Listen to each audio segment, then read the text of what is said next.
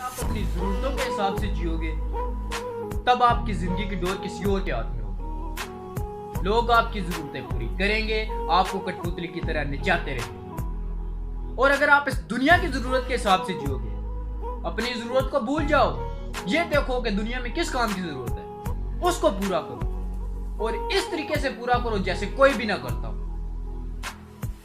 तो फिर ये पूरी दुनिया आप पर डिपेंड करती है। इस तरह से आपकी जिंदगी की डोर मुकम्मल तौर पर आपके हाथ में होगी।